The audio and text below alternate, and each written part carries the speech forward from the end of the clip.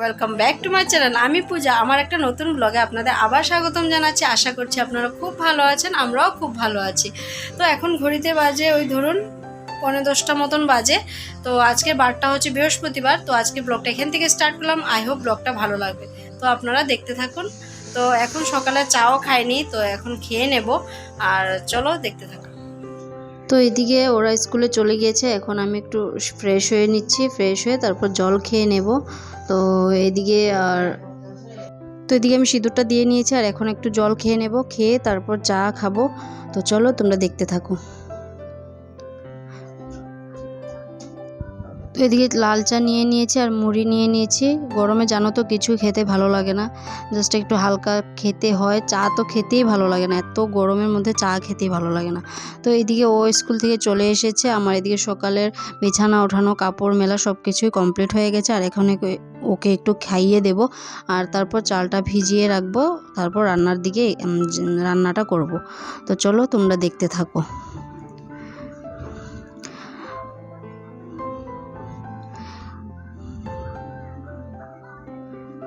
তো সংসারের সমস্ত কাজই তো করতে তো হবেই। গরম মানে প্রচণ্ড গরম পড়ুক আর প্রচণ্ড ঠান্ডাই হোক, কাজ তো করতেই হবে, না কাজ করলে তো কিভাবে হবে। তো সংসারে কাজ না করলে জানো তো বন্ধুরা ভালোও লাগে না। দেখবে কোথায় যদি ঘুরতে যাও, বসে বসে খেতেও ভালো লাগে না, আর কাজ করে খেতেও একটা আনন্দ লাগে। তো এদিকে আমার কথা বলতে বলতে চাল কুমড়ো মানে কেটেছিল আমার শাশুড়ি মা, ওইটাতে একটু নুন মাখিয়ে রাখলাম, কারণ একটু নুন মাখিয়ে রাখলে নরম হবে, খেতেও ভালো লাগে বড়াটা। তো এদিকে চাল কুমড়ো বড়ার জন্য চাল ভিজিয়ে রেখেছি, আর এদিকে ভাতটা বসিয়ে দিচ্ছি। আর এই কাপটাতে না আগের দিন এঁচড় কেটেছিল, তো ওইটাতে হাত দিয়ে দিয়ে তেল নিয়েছিল, তো সেই কাপটাতে আমি ভুলে ভুলে ঢেলে দিয়েছি। আমার জানো তো বন্ধুরা খুব মানে ভুলে যাই, এখন এটা করলাম না তখন ওইটা করব, ভুলে যাই। তো ভোলার মানে খুব ভুলে যাই, খুব ভুলে যাই। তো কার কার সমস্যা এই সমস্যাটা আছে, যেটা মানে তৎক্ষণাৎ ভুলে যায়, আর প্লিজ আমাকে কমেন্টে জানিও। আমার কিন্তু এই সমস্যাটা প্রচণ্ড হয়। তো এইদিকে আমি এই তেলটা কি করব, এখন এটা রেখে দিলাম। এটা আমাদের মানে বাচ্চাদের পেটে একটু দিতে হয়, শরীরে দিতে হয়, তার জন্য এটার মধ্যে ঢেলে রেখে দিলাম। ওয়েস্ট হলো না। সব কিছু কাজ বুদ্ধি খাটিয়ে করলে কিন্তু কোনো জিনিসই নষ্ট হয় না।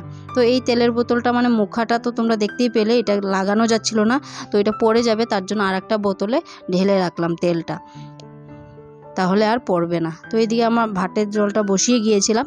তো এদিকে আমার ভাতটা হয়ে গেছে, এখন নামিয়ে নেব ভাতটা, তারপর রান্না করব। যেহেতু নিরামিষ রান্না করব, তো তোমরা দেখতে থাকো। কারণ এটা বৃহস্পতিবার দিনের ব্লগ, তো বৃহস্পতিবার আমরা নিরামিষ খাই, তার জন্যই নিরামিষ রান্না করব। আর এদিকে এখন তেলটা দিয়ে দিলাম কড়াইতে। এটা বানাবো বরবটি আলু দিয়ে শস্য দিয়ে চচ্চড়ি, তার জন্য একটু তেল দিয়ে দিলাম আর একটু কালো জিরে ফোড়ন দিয়েছি। এবার বরবটি আর আলুগুলো নুন হলুদ দিয়ে ভালো করে ভেজে নেব। ভেজে তারপর অল্প ভেন্ডিও দেব, মানে ঢেঁড়স। তোমরা যারা জানো, আমরা তো ভেন্ডি বলি, তোমরা কি বলো জানি না, কিন্তু ঢেঁড়সও আছে এটার নাম। তো অল্প একটু ঢেঁড়সও দিয়ে দেব, দিয়ে শস্য দিয়ে চচ্চড়ি করব, খুব ভালো লাগে খেতে। তো এর জন্য ওটা ভাজা হতে বসিয়ে দিয়েছি, আর এদিকে আমি শস্যটা বেটে নিচ্ছি। তো এদিকে শিলনোড়াতে বেটে নিচ্ছি। শিলনোড়াতে বেটে খেলে না খুব ভালো লাগে, কিন্তু ভালোও লাগে না। অনেক সময় কি হয়, প্রচুর কাজের চাপের জন্য মশলা আর বাটতে ইচ্ছা করে না, তার জন্য বলি এর অল্প গুঁড়েও এনে রাখো, যখন ভালো লাগবে তখন শিলনোড়াতে বাটবো। তো শস্যটা তো আর মানে গোড়া আনি না, ওইটা বেটেই নিই। তো এটা বেটে নিলাম, আর এদিকে আমার শস্য বাটতে বাটতে বরবটিগুলো ভাজা হয়ে গেছে। এখন আর একটু ভেজে নেব, ভেজে তারপর ঢেঁড়সগুলো দিয়ে দেবো। এবার ঢেঁড়সগুলো দিয়ে আর একটু ভালো করে ভেজে নেব। ঢেঁড়সগুলো সিদ্ধ হতে হবে, যেহেতু এটা মানে তাড়াতাড়ি সিদ্ধ হয়ে যায়, তার জন্য মানে আমি একটু পরে দিলাম। তো এদিকে আমি শস্যটা দিয়ে দিয়েছি। এখন মানে একটু নেড়ে চেড়ে দেখবো ভেন্ডিগুলো সিদ্ধ কম হয়েছিল, সেটাই একটু জল দিয়ে দেব। শস্যটা একটু কষিয়ে জল দিয়ে দিয়েছি, এখন একটু ঢেকে দেব, তারপর ভেন্ডিগুলো পুরোটা সিদ্ধ হয়ে যাবে। এখন আমার শস্যর চচ্চড়িটা হয়ে গেছে, এখন নামিয়ে নেব।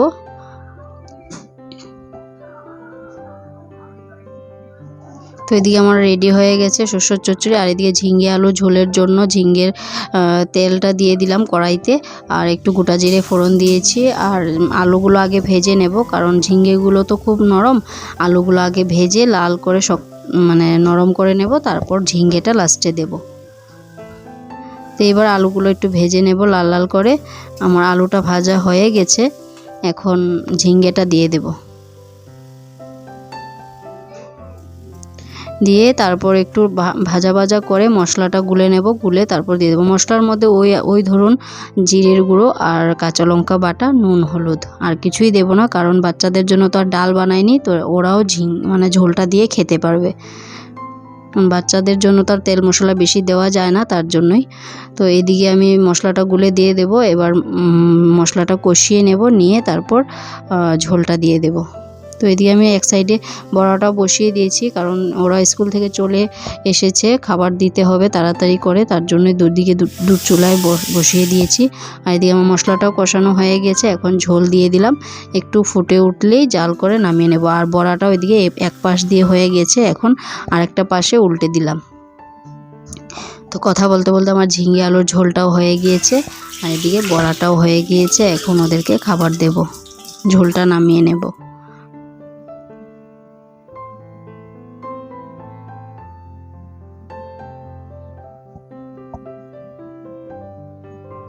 তো এদিকে ঝিঙে আলু ঝোলটা রেডি হয়ে গেছে।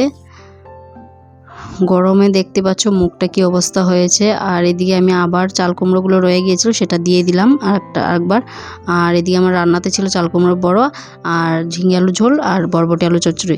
আর এদিকে একটু চলো বাইরের দিকে যাই, খুব গরম লাগছিল, তো তার জন্য একটু বাইরে বেরিয়ে আসলাম। খবর।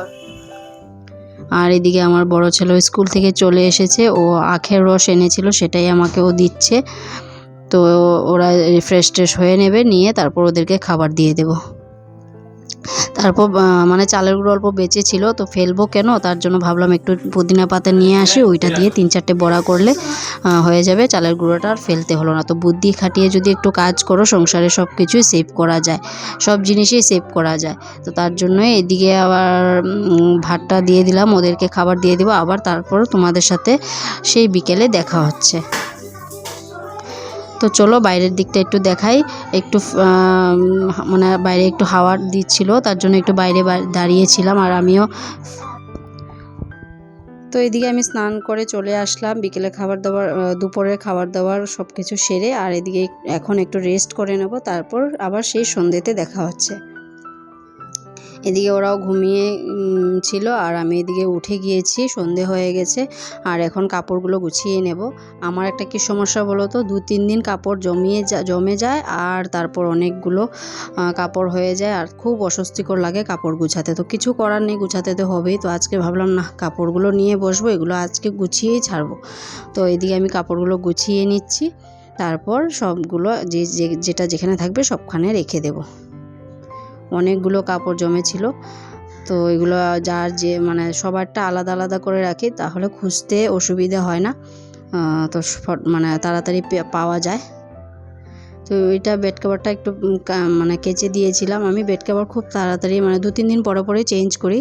আর এটাও এবার কেচে দিয়েছিলাম, এটাও ভাঁজ করে নিলাম। আর আলনাটাও গুছিয়ে নিয়েছি, সব কিছু একদম গুছিয়ে টিপটপ করে নিয়েছি। এখন সন্ধ্যের টিফিনটা করব। তো এদিকে আমাদের সন্ধ্যের টিফিন হয়ে গেছে, আর আমার ছোটো জনও ঘুম থেকে উঠে গিয়েছে, তো ওকে জলটা দিয়ে দেবো, তারপর ওর টিফিনটাও দিয়ে দেবো, দিয়ে তারপর রাতের যা কাজ আছে সেগুলো। রাতে তো আর কিছুই কাজ নেই, শুধু ভাতটা রান্না করবো, তার জন্য একটু চাল ভিজিয়ে রাখবো। আর এদিকে ওর জন্য চানা মুড়ি বিস্কুট দিয়ে দিয়েছে, আর দুধটাও দিয়ে দেবো ঢেলে, ও খেতে থাকবে।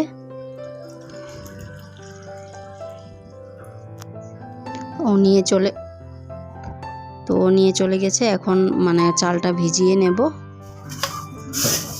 প্রচণ্ড গরম দিচ্ছে, মানে রাতেও গরমটা কম ছিল না, তো এই যে বন্ধুরা আমি চালটা একটু মানে ভিজিয়ে চালটা ধুয়ে আমি জলটা রেখে দিয়েছিলাম সকাল থেকে।